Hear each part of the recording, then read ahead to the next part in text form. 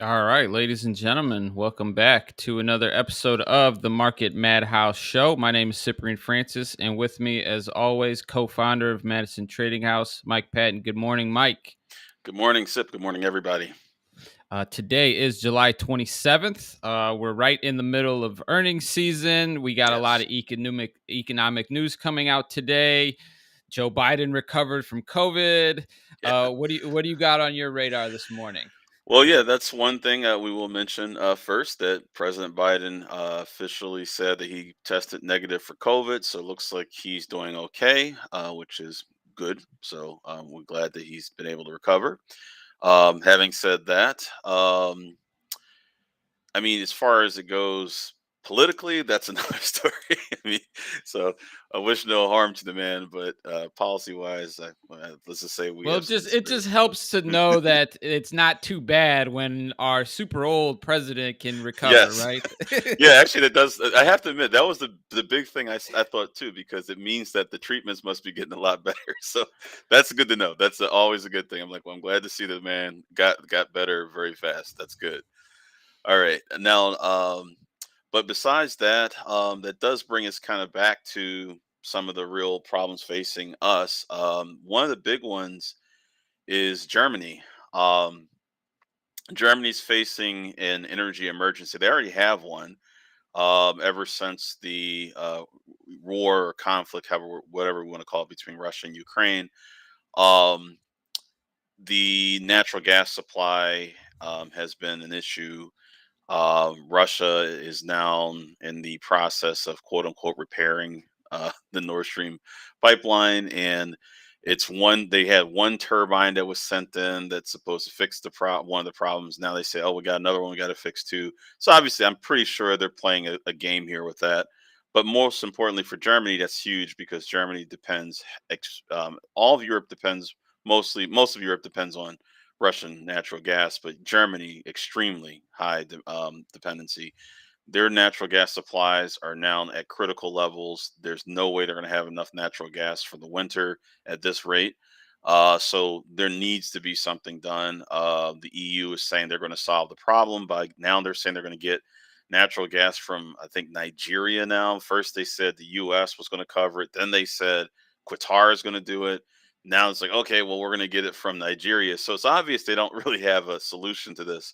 And Germany's it's already clearly going into recession. It's probably going to be a very severe recession. So they're on the brink of economic disaster, as far as I can tell, and as far as most people can tell. And the Germans themselves, the business leaders, they're all saying it. So this is a big deal because if the European economy, so if the German economy slows down, that's going to hamper and hurt the EU tremendously, since Germany is by far the biggest economy over there. Um, and then as far as other things I'm looking at, we got the tensions between China and the U.S. are really escalating. Nancy Pelosi, is saying she's going to go over to visit Taiwan, which the Chinese do not like. They've been very adamant about this forever. Like, don't do that. And as of right now, with the conflict in Ukraine and China clearly being favorable to Russia, this move is probably going to cause much more problems than it's worth. So we'll see what happens. But the Biden administration, Pelosi, they all seem to be adamant about making this stand with Taiwan.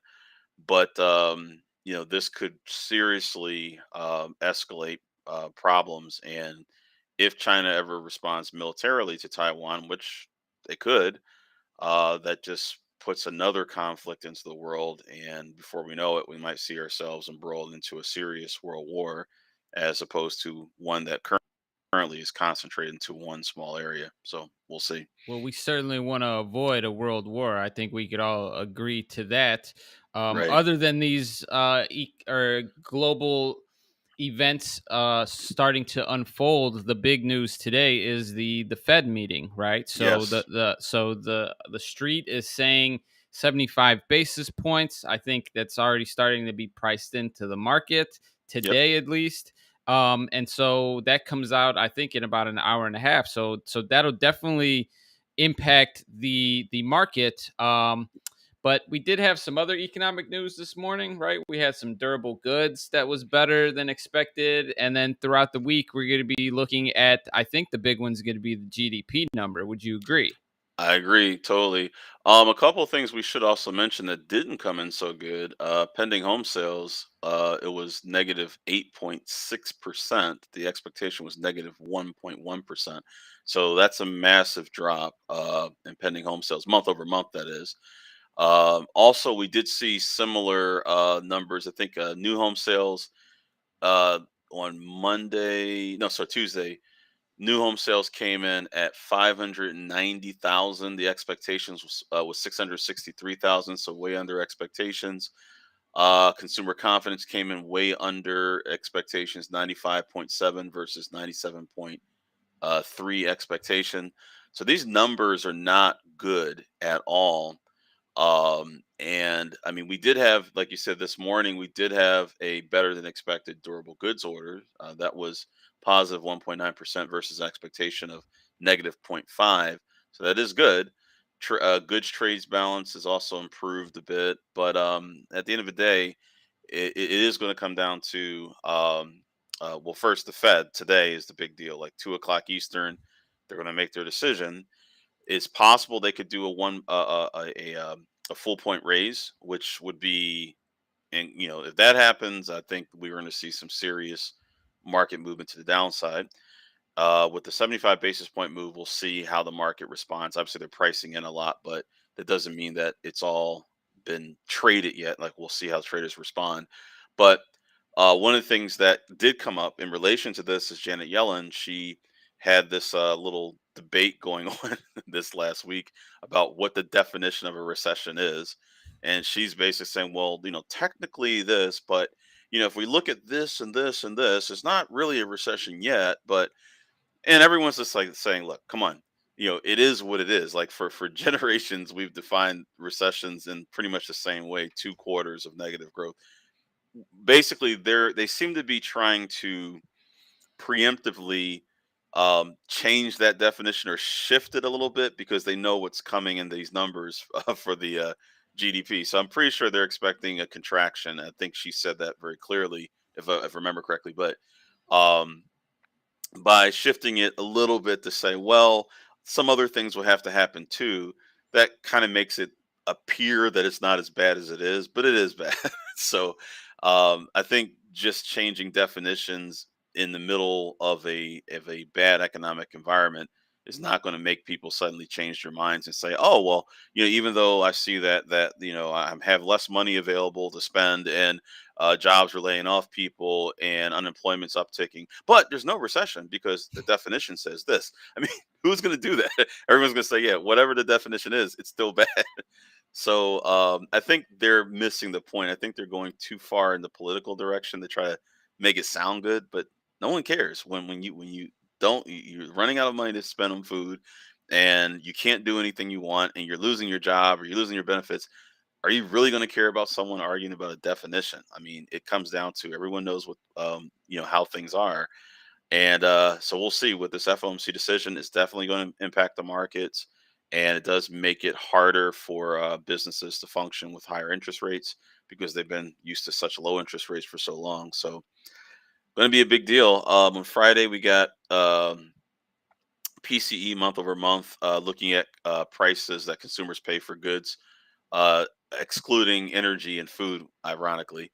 But we'll see that on Friday. And Treasury Secretary Yellen will be speaking on Thursday as well. So she'll be making some comments after the advanced GDP quarter over quarter is announced. So I think, like I said, I think she's basically tried to preempt it. I'm pretty sure they told her, hey, make sure you make it sound better than what it is. And so Yeah. that's what she's doing. And we'll hear Powell's guidance today, right? Yeah, I think he's going to have a little bit of follow up. So I know the market always looks for that. But the reality is you're going to have to choose one, right? Either inflation or the economy, right? So if right. we want to contain inflation, we're going to need to slow the economy. And uh, in theory, it may be technically a recession, but a recession for 1 quarter, right? or even 2 quarters, even slight recession, like that's not that bad if it tames everything else. But on surface, Yeah. with these keywords, when people are saying recession, recession, if we've grown 10% and then we don't grow 10%, uh, you know, it's Well, it not has to be that bad. contraction, not just a slowdown. So if we have negative growth twice, then it's in 2 quarters in a row. That technically is a recession. But the thing about this that I have to emphasize is that it's not like when you have like a financial crisis, everything hits the fan, you know exactly what the problem is, and there are ways to deal with it. The problems we're having now, they're not that easy to deal with because we've spent so much time building up the economic environment we're in now. It's not like we can just unwind it and everything's going to go back to normal. So we've got the post-COVID problems we have with supply chains. China's still battling COVID right now. They did just approve an anti-COVID pill. We'll see how well that works. Hopefully, it does. But that's a continuing problem on top of the conflicts that we're having, on top of the energy supply issues and other supply issues as well. So, I mean, there's so many things that have to be addressed at once. So, in my strong opinion, the negative momentum is so strong and persistent at this point that expecting a turnaround is unlikely. And Powell, and I'll give him credit for this, he's one of the few people that really seems to just say it as it is. Now, he did definitely play down a lot of things, but not as much as Yellen did. Yellen basically has been in full denial the whole time. Like, no, there's no, I don't see a recession. I don't see, inflation, etc. Powell said similar things, but he was never quite as forceful. I do think he should have been more upfront in the beginning, but at least he's been willing to say it as it is when it's obvious that, yeah, that's the situation right now. So, in short, um, I think that the market's going to pay more attention to him than Yellen. At this point, whatever she says is pretty much in one ear, out the other. I don't think very few traders are really listening to her, but they know that Powell is going to take some action with the Fed. And if he signals that they need to act faster than they already are, then of course that will accelerate the decline of the market. So that's on the agenda. Also, another thing he did say before that he doesn't think that raising interest rates are going to affect energy prices. He was very clear about that. So since energy prices are one of the major inputs into price inflation, if he's telling you that raising rates can't solve that problem, that basically means the economy slows down, but we still have inflation. We can just basically slow down the parts that, maybe some aspect of the economy we can get to slow down that will bring some of the inflation down, but it still doesn't solve the problem with energy's prices. So it's I don't know. It looks like they're out that like we've said before. I think they're out of ammo, and they're just going to do whatever they can at this point to try to mitigate some of the problems.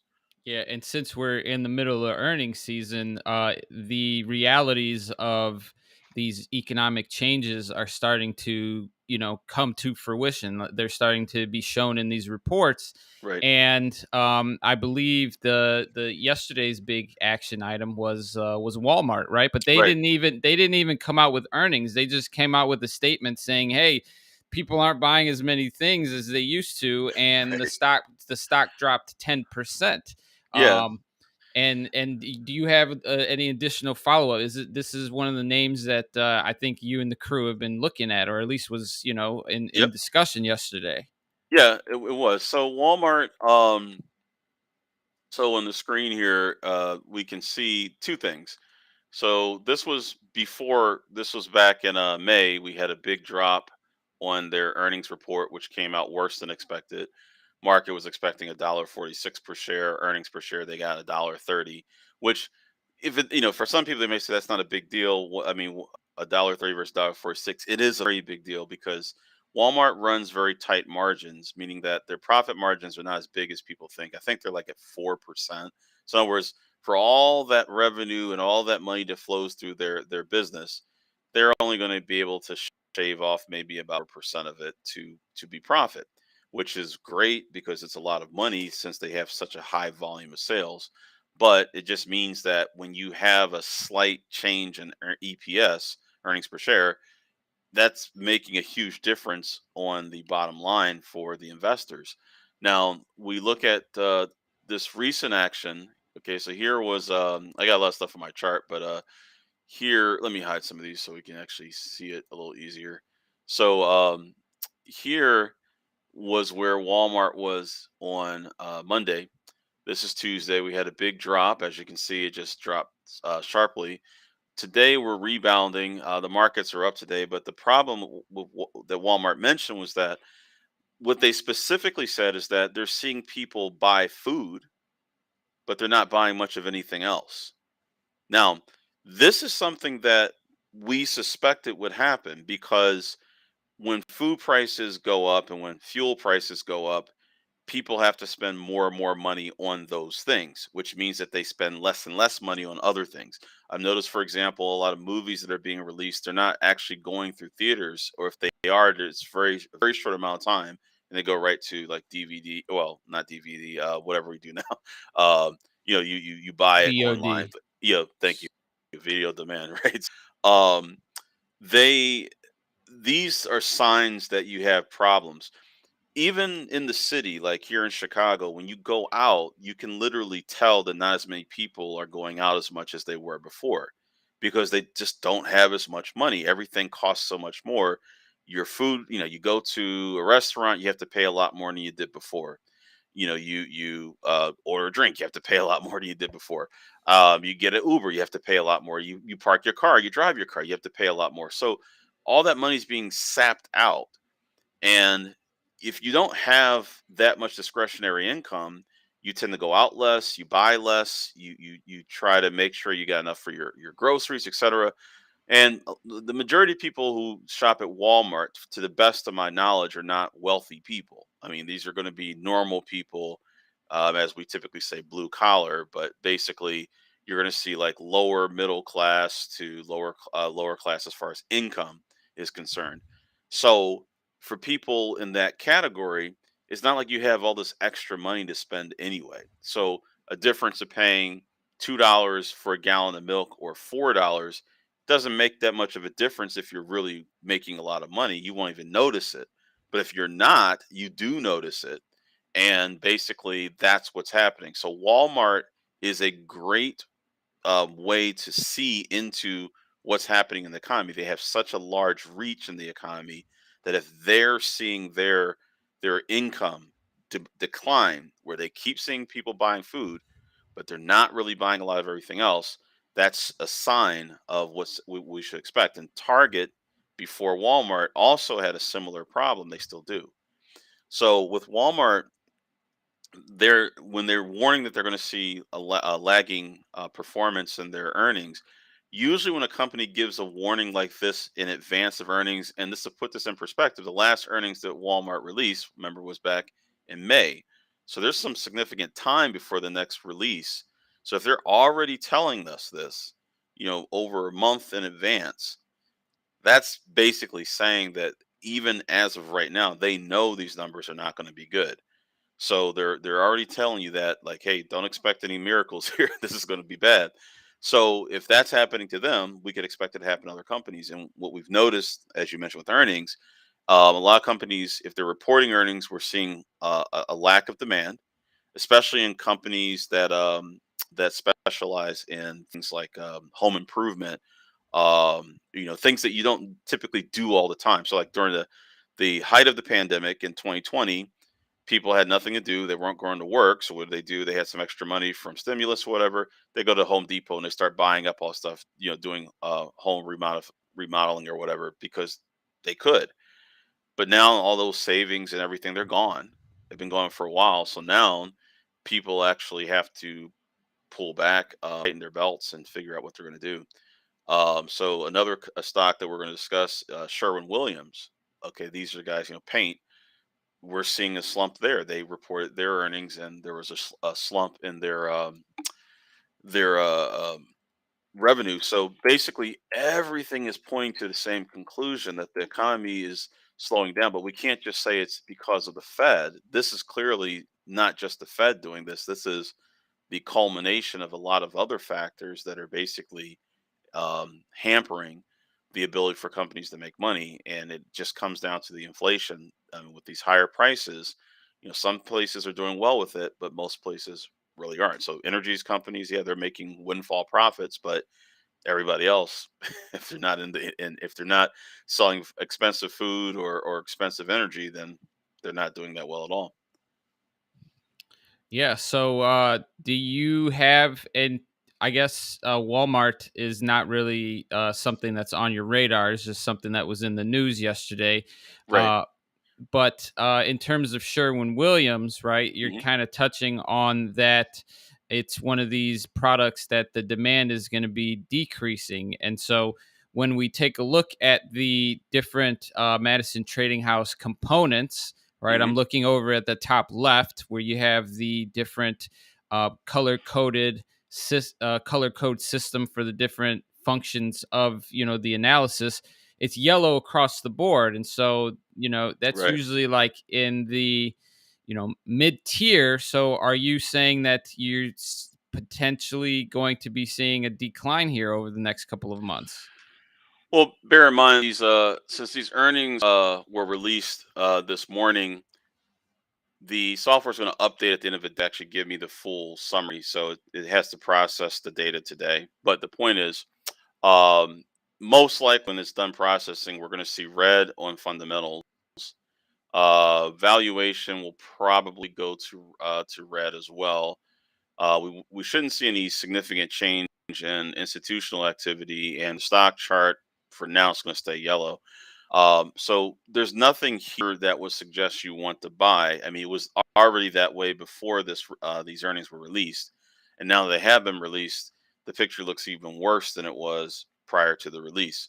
So if we were looking for stocks to buy, and you see a stock that's all yellow, there's no reason to buy that stock. Now, if you own a stock that's in all yellow, well, it just basically means the stock's not doing anything. It's not seeing any significant price appreciation or depreciation. It's not seeing any fundamental growth, but it's not seeing any fundamental decline either. So when you get to the earnings, then we release when they're released and we get an update on how things are going, then the numbers will change. So if your company's always just basically doing exactly what everyone is expecting, no real growth, etc., then there's no reason to really invest because what are you going to get for your investment? You're not going to see the stock price appreciate. And for Walmart, we were actually considering the potential of buying it. But the thing is, once we see that they're warning about their future earnings, that just kind of eliminates the possibility. So, in other words, Walmart after this earnings, it looked like it was starting to trend up. So we thought about it, we looked at it, but there wasn't a lot of things we could point to on the fundamentals are mediocre, the valuation is too high. That's the second box here, and on the chart, I mean, it's neutral. We can deal with that. As far as the institutional activity, looks like there were. Um, I mean, the money flow has been up, but that was all preceding this last couple of days. So therefore, everything was buying, buying, and then all of a sudden they announced this, and it just turned it upside down. So the best way I can explain this is it looks like this caught the market off guard because you did see some buyers coming in. This is typical. Usually, when you have a stock like Walmart that's well established, that's considered a value stock, and its price declines, but there's not a increasingly bad picture as far as we can see so far, then you usually will see buyers start to come in and buy up some shares. So we did see that. But now that this new information has come out, we'll have to see how they respond. Maybe some investors still think that even though Walmart's going to have worse than expected earnings, maybe they still think that it's of value.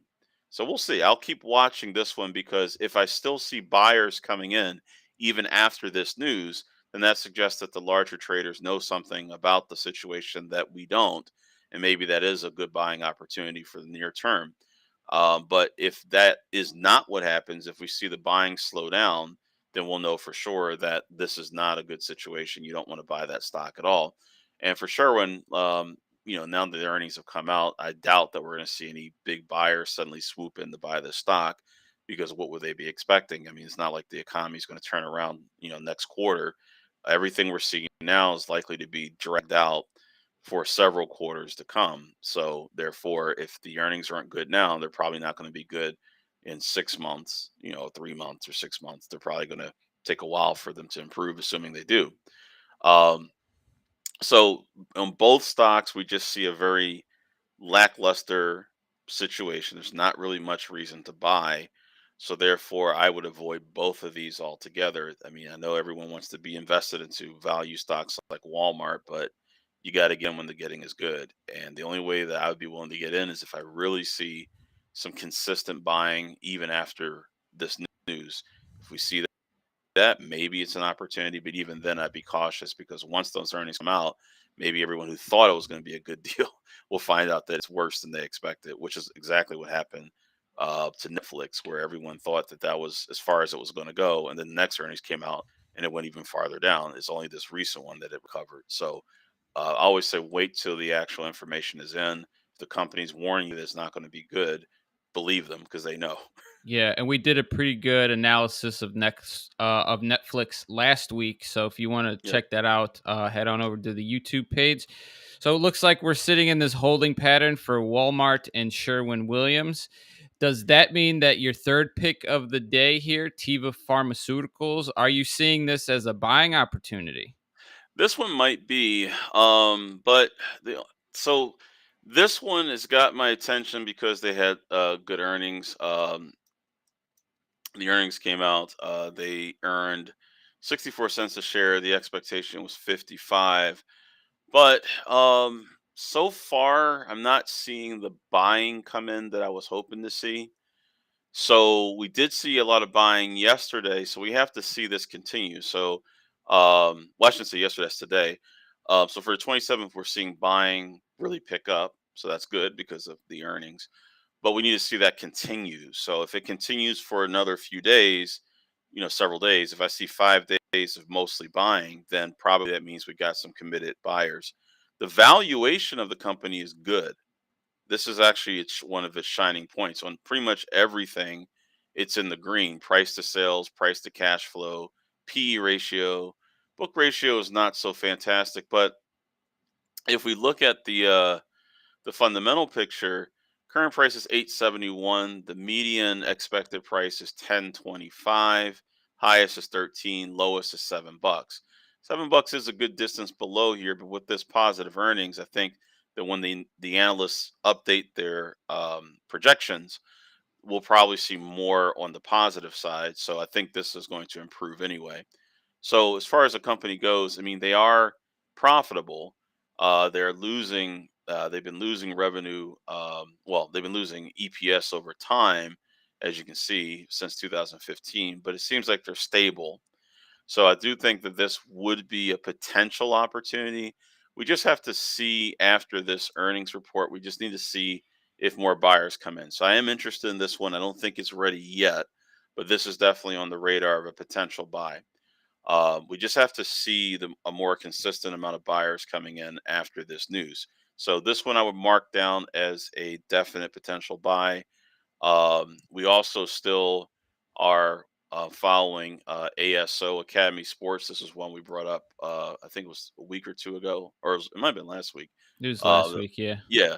So this one still looks good. It's actually getting close to where I want to buy it. I'm trying to get in at 38. So it looks like it's getting back to there. That would be my high entry point. The lower entry point for our members, I give them the full details of where we want to average our orders in, where we want our stops to be, etc. But this one still looks pretty good. So I'm definitely waiting for it to get me in, and then we can go ahead and go from there. So Tiva is definitely on the radar. As I mentioned, Walmart and Sherwin Williams is letting people know that if I were you, I would avoid these right now.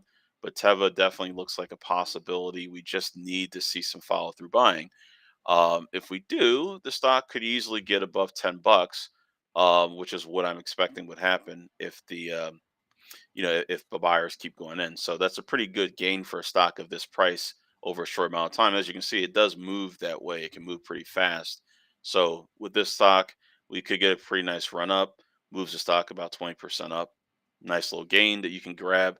So right now, I would just say wait for the actual pullback. It should happen once we start to see some new buyers show up. Then that will be our signal to get in. So we just have to keep monitoring the the institutional activity to see when they're really committing to the trade.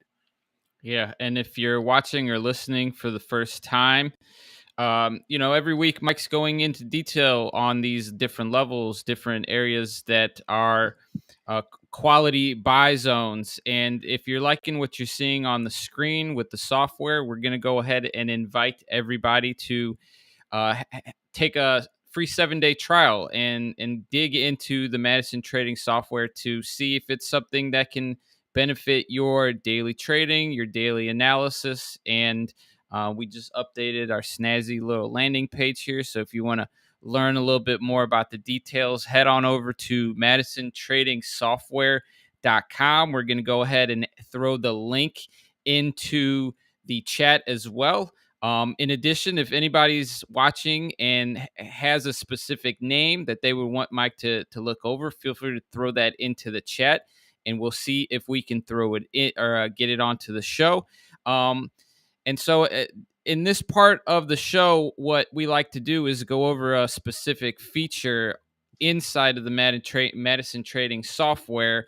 And because there's so many different things to do, we have to break it over different episodes. And so today, Mike, you're going to be going over how to, and this is very interesting, how to investigate what an institution is holding and the things that they are doing, whether they're buying or selling. And so I'm Right. interested to see how you can utilize the software to get this information. Great, great. So let's go over that. So basically, whenever you're in the medicine software, you have the inner circle tab where you can look at a summary of, what's been happening for that particular stock, like what are the insiders doing, what are the institutions doing. But there's also another way to do this. If you go right here to institutions, okay, this is an actual view where it shows what actual institutions are doing. Now you can search by an institution, but you can also search by a stock as well. So in other words, I can put in the stock symbol and it'll give me a display of all the institutions that are currently holding it, who's buying it, who's selling it. This default view just shows the top 20 of investment firms. So there's Vanguard Group at the top. Here's BlackRock in second place. And what this is basically telling us is the ranking based on the asset value of their portfolios. So Vanguard's at the top of the list, has the biggest portfolio. It tells you right here. Their current market value for their portfolio is $4.23 trillion. So that puts them up in the realm of like Apple and valuation, as far as the value of their portfolio. And here is the change. So their portfolio has declined 4.03%, which probably is just from losses incurred in the market. But down below, we actually have interesting other details. So new is saying new additions into their portfolio. In other words, if they buy shares of something they didn't have already, that would be considered a new addition. It doesn't mean it's the first time they've ever had the companies in their portfolio. It just means that it wasn't in there all at the time. So if they had Apple and they got rid of it and then they added it sometime later, let's say 2 quarters later, they buy Apple again, it will show up as one of the new additions. So we have 7 new additions, which is off by 127 from the previous quarter. So we're looking at the first quarter of 2022. And basically, all this is saying is that as of the first quarter, we had 127 fewer new additions than we had the previous quarter, which would have been Q4, fourth quarter of 2021. And this is showing us exactly how many new additions there were. And again, the number in parentheses tells us how that compares to the last number. So it reads kind of like an economic report where they'll tell you what the current number is and how that reflects compares to the previous number. Now, over here, adding, as you might guess, means how much they're adding to existing positions. So they have 2,825 stocks that or other financial instruments that they added more into. So in other words, they bought more shares of, let's say, Apple, or bought more shares of, let's say, Microsoft. So this is saying that this is an increase of 109. So they did more additions to their portfolio in terms of adding, increasing their size of certain trades, and they actually added fewer new stocks. So it basically seems like they're just holding on mostly to what they already have, and just adding more to what they already have. As far as closes, they closed out 69 positions in stocks, or other financial instruments like ETFs, and that means that that's 11 fewer than they did last time. So that means they're actually liquidating fewer stocks than they were before, which usually is an indication that they're not feeling too concerned about the markets right now. If a company's constantly liquidating, and you keep seeing that that's increasing, that they're getting rid of more and more stuff, then that's a definite sign that they're seeing problems in the market. But they did reduce positions in 1,500 of their holdings, but that's 72 fewer than they did before. So again, the numbers are in green, basically saying that the portfolio is being more orientated towards additions and holding rather than reducing. So you'll always have reductions, you'll always have additions, you'll always have new or closed positions. But the way that the portfolio is going, if you basically see a lot of things being added, whether it's new positions or adding to existing positions, that basically means that the company is looking for bargains. They're trying to get into things now while the markets are down. This is a long-term fund, so that's typical. Now, you actually see their top five holdings. We can see that Apple, this is listing it by value, so in dollars. So their biggest dollar holding is Apple. Second place is Microsoft. Third place is Amazon. If we go over here, also Tesla is their fourth, which is a big deal, by the way. That's good for Tesla. And then on the other side, if we look at percentages, Apple is 5.24%, Microsoft is 4.53%. So these numbers should stay aligned, because usually with portfolio managers, that's how they do it. They just choose a percentage of their portfolio. I should mention, though, that having 5.246% of a portfolio of this size, and this company and these companies, like, these are large, very large allocations. Usually you'll see 0.1% or something like that for a lot of stocks. So these are the big value proposition stocks that these companies are holding. And that's not surprising. Apple is typically in top 10 holdings of most bigger funds. So that tells you just how confident they are in Apple. And that is all one of the reasons why Apple's price, like Microsoft and Amazon, they tend to be supported, because institutions keep committing to buying it. As far as stocks that are being closed out, we can see that they've closed out XLNX, Info, Cone, Nuon, and ATH. Basically, what that means is, if an institution is selling off stock, that is telling you they don't see any future right now for that company. That doesn't mean they think the company is going to disappear. What it just means is that they don't see it as a value, because if they invest into it, they want to see it grow. So when you see a stock is consistently being dismissed by companies, investment firms, that's usually a very bad sign for the potential of that company. A better way to think about it is just like this. If you buy a stock that every fund is liquidating, chances are that stock's not going to go any better than other stocks that you could be buying, that institutions are buying. So if they're buying them or holding them, that's always a good sign.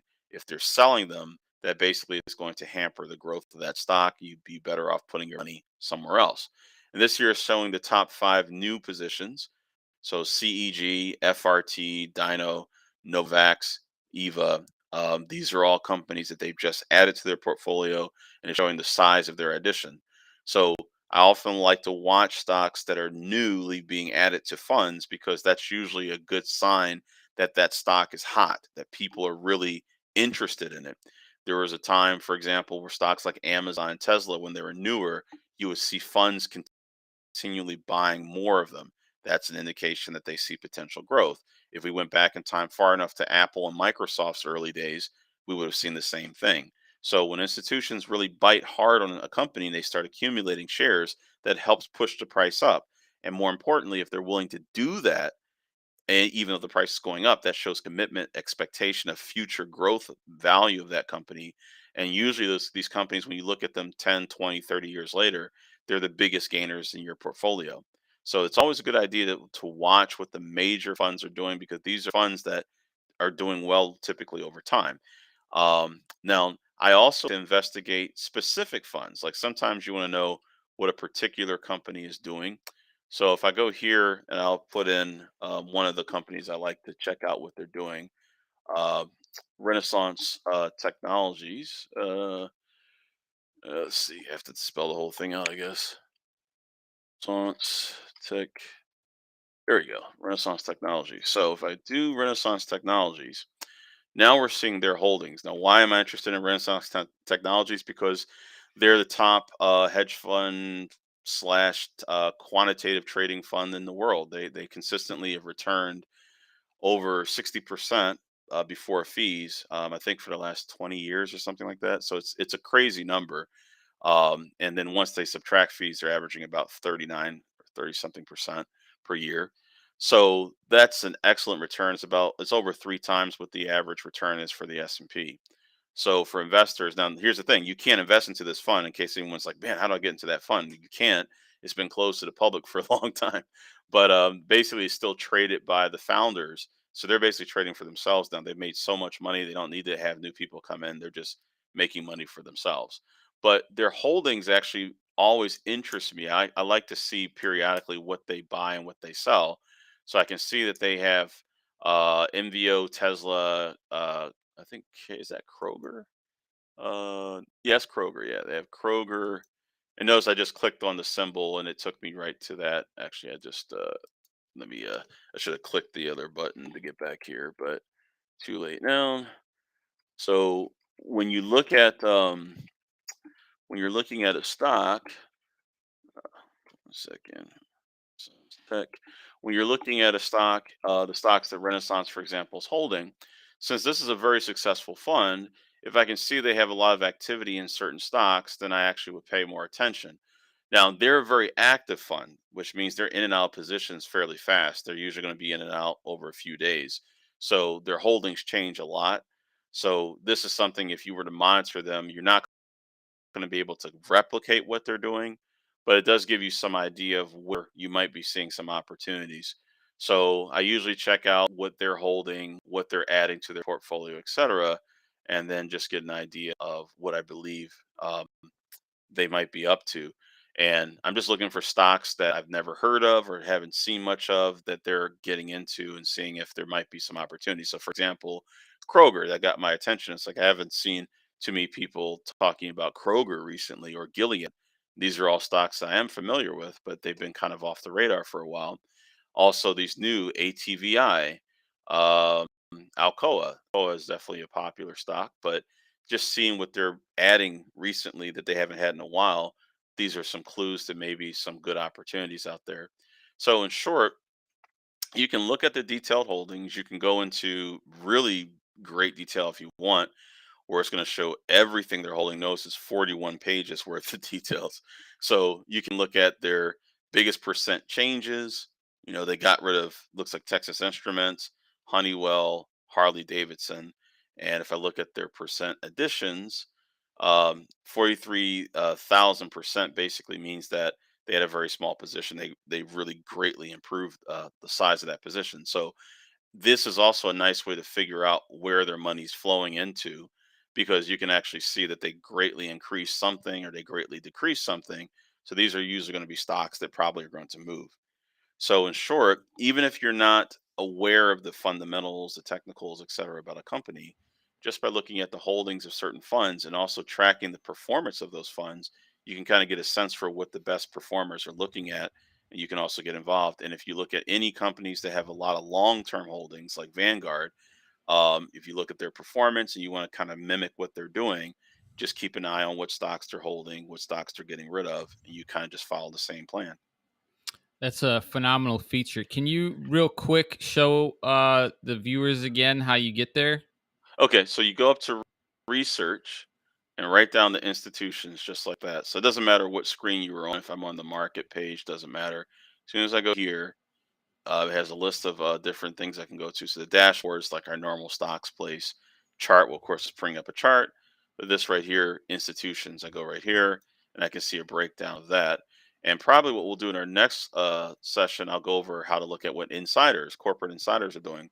Certain companies, you can actually use that to your advantage.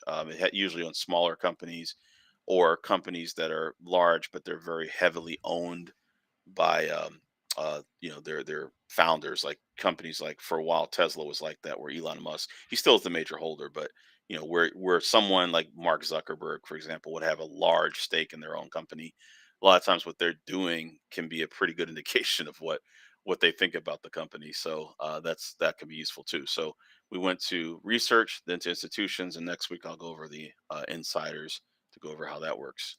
Yeah, that's an amazing feature. And as someone that's traded for, almost 20 years now and been in and out of softwares, I'm yet to see something like this where you're really getting a amazing breakdown of what these giant institutions with trillions of dollars at their disposal are getting in and out of. And I think that really bodes well to anybody investing, knowing this information. So, once again, if you're liking what you're seeing on the screen, if you want to test drive the software for yourself, hit that link in the chat or head on over to madisonTradingSoftware.com, sign up for a demo, take a look inside, see if this is something that you can add to your trading arsenal. I'm personally loving everything that I'm learning from week to week.